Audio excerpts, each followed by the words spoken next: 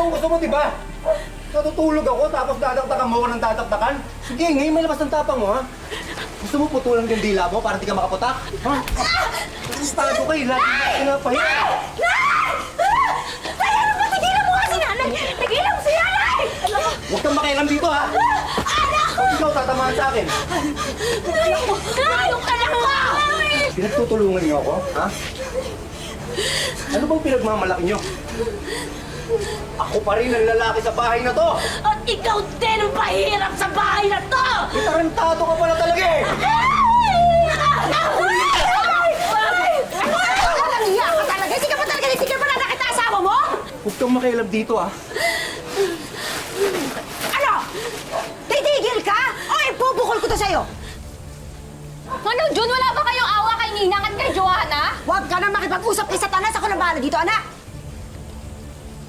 Ano? Tapang ka talaga, Oo, ha? bakit? Sasaktan! Tay! Sasaktan! Sasaktan! Ipakukulong kita! Ano?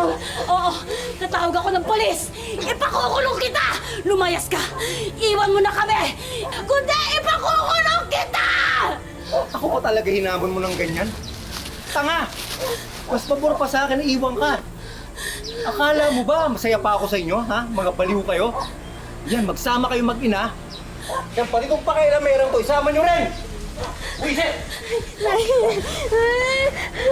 Tumabi kayo dyan.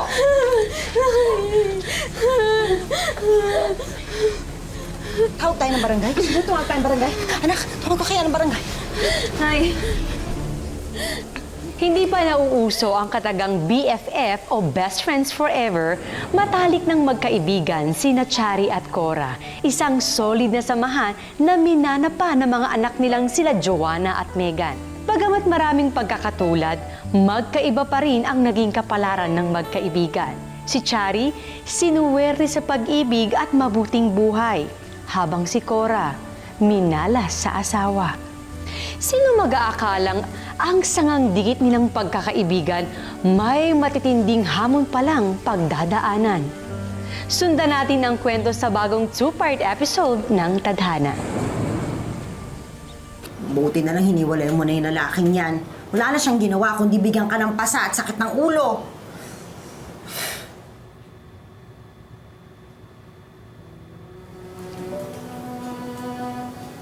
Ano? Sakit pa ba?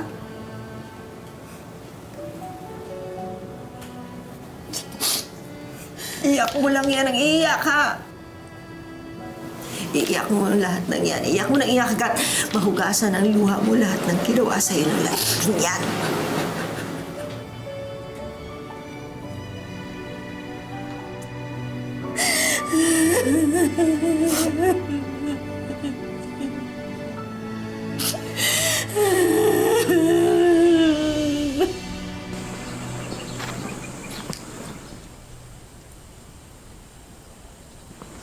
Anong ginagawa mo?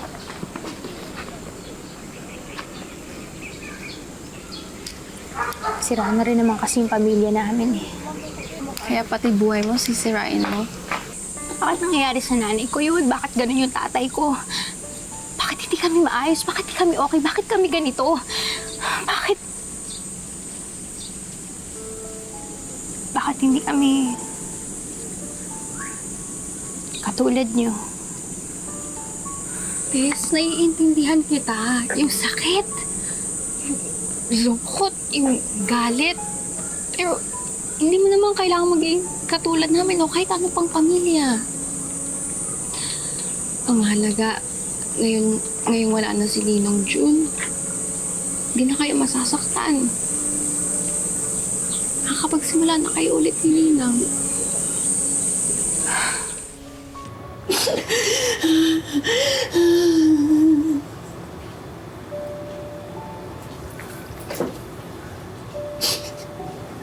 Buti ka pa. Buti ba kayo na asawa mo, no? Yung asawa mo responsable. Talagang mahal na mahal kayo kahit nasa ibang bansa, no? Mari, Mabait din naman noon si Jun, di ba? Noong nagtatrabaho pa siya sa Taiwan, maayos pa pag-iisip. Bago siya na-deport. Kung may pera pa siya. Pero nung nawalan siya ng trabaho, parang nilabas niya sa akin lahat ng sama ng loob niya. Ako ba dun? Kasalanan ko ba nung walan siya ng trabaho? Hindi naman, di ba? Parang natuyo ng bisyo yung pag-iisip niya. Bes, salamat ha. The best ka talaga na best. Sana hindi ka magbago. Sana ikaw din di magbago.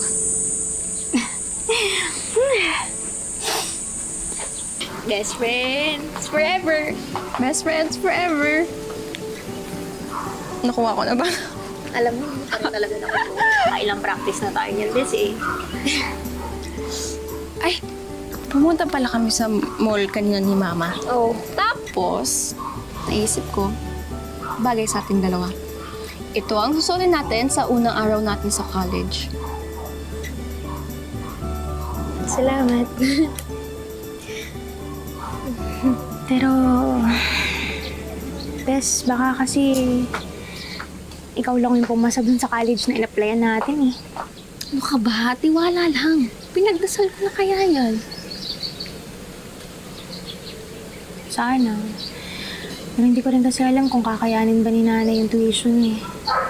Pero kung hindi naman, ayos lang din sa akin. Mag-enroll na lang ako sa ibang school. Star ka na pala ngayon.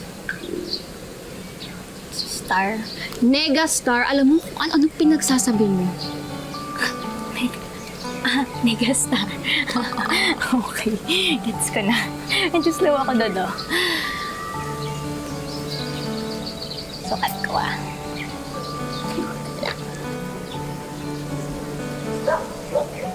Okay ba? Ayan. Bagay ba? Yung sa akin. Alam mo, ikaw maganda ka lang talaga eh, pero wala ka talagang kaayusan eh, no? Ayan, dapat parehas tayo ng pinaglalagyan. Eto, ganyan ha. Ka lang, medyo masakit ha. Kasi tsukup yan. Ganon, one. Ayan. Oh. Ganda. At dahil dyan, mag-selfie tayo. Ayan. Isa pa. Ayan. May kakapapost ko lang ha. Dapat ikaw first liker, best ha. Hashtag best friends forever. Post. Buti mabilis signal ah. Uy, saan ka na? Wala pa. Ay, ayan na pala. Heart. Bes, bakit friends kayo ni Veronica? May problema ba? Hindi ba nga?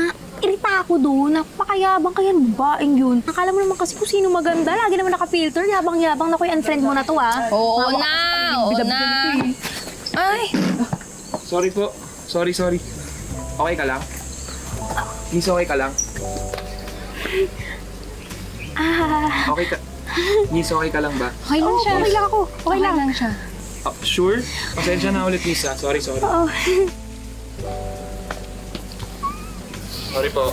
Oh. Sige, okay lang ako. Okay ka lang. Siyempre hindi. Alam mo naman po, kumaraw ako pagdating dyan kay Adrian. Hindi ko kaya yung mga pagpapakute niya.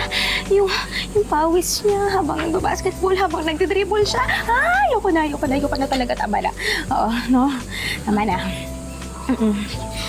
Bakit naman? Nakalimutan mo na ba yung sumpaan natin? Ang crush ng isa, hindi pwedeng karere ng isa. Kasi alam ko naman na gusto mo rin si Adrian eh. Ayun.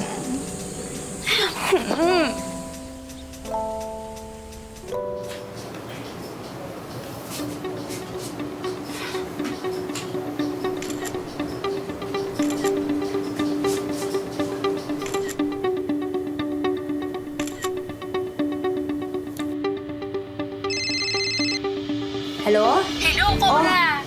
Uy, may hinahanap akong damit eh. Gagamitin ko yun sa isang araw. Pwede mo bang unahing labhan, ha? Kulay salmon yun. Salmon na damit, sandali lang ha. Kailangan mo na ba? Unahin ko? Sandali lang, hanapin ko.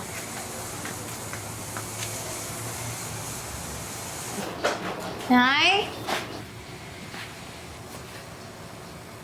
Nay? Nay? Nakita ko.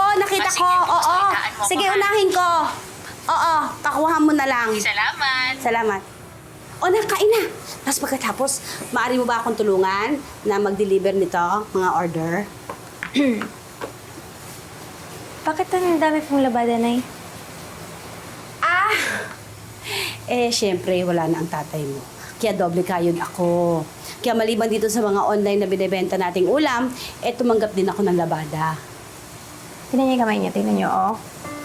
Sugat-sugat na, kakaluto. Ano ka ba? Nandiyan naman ang ninang Chari mo. Sabi niya, tutulungan niya ako maglako nitong mga ulam. Saka sinabi din niya sa akin, sa susunod daw, pautangin niya ako pambili ng washing machine. Huwag ka na mag-alala, anak. Anak, gagawin ko ang lahat para sa atin. Salamat, Nay. At dahil dyan, Ito. sa akin na to. Ako na maglalaban nito. Hindi na ako na. Nay! Oo. Teka. Ako na. Ka lang, ah. Ay, nako. Agawan mo pa ako ng gagawin. Bes? Bes, pasado tayo sa entrance exam. Andun yung mga pangalan natin sa website. Ano? Talaga? Next month? Sabay tayo mag-enroll, ha? Bes. Tawagan ka na mamaya, ah. Wait lang. Nay. Congrats! Anak, congrats! Diba? Sukas, makakapag-aral ka dun sa kolehiyo na gusto mo. Nay. Pwede naman ako mag-enroll sa susunod na lang. Kasi, alam ko naman na wala pa tayong pera. Anong walang pera? Ano ba yung pinagsasabi mo?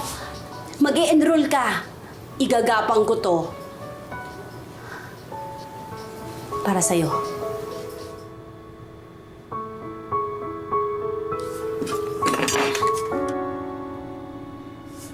Babe, pumasa kami ng BFF ko sa college na in-applyan namin. Babe, ako konsensya ako, natatakot ako. Paano pag malaman niya yung tungkol sa atin? Ba't ano namang kinakatakot mo? Di ba nga alam mo namang may gusto sa'yo yung best friend ko? And nag-promise kami sa isa't isa na hindi kami magpapaligaw sa lalaking gusto namin pareho. Pero tingnan mo tong ginagawa ko. Babe, hindi na kayo bata. Maiintindihan ka niya. Mahal mo ko. Mahal kita. Di ba yun naman yung mahalaga? Kaya ikaw, ika na. Kahatid na kita sa bahay niyo. Bes?